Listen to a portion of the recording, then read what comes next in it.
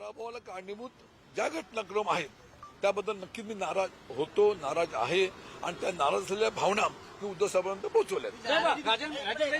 जी माहिती मिळते, तुम्ही ज्या कार्यकर्त्यांच्या भावना जाणून घेतल्या, कार्यकर्त्यांचं असं म्हणणं आहे की आता पक्ष बदलला पाहिजे, भाजपमध्ये गेलं पाहिजे, पक्ष बदलाचे संकेत त्या पदाधिकाऱ्यांच्या भावना असतील,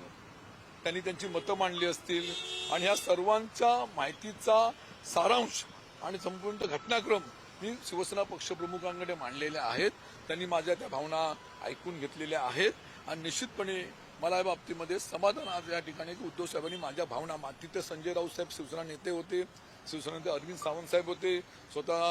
आमचे सचिव मिलिंद नार्वेकर होते, यांच्यासमोर या भावना मी व्यक्त केलेल्या आहेत आणि म्हणून माझ्या मनातलं जे दुःख होतं, वेदना होता, नाराजी होती, या भावना होत्या मी त्यांच्यापर्यंत पोहोचवल्या. उद्धव ठाकरे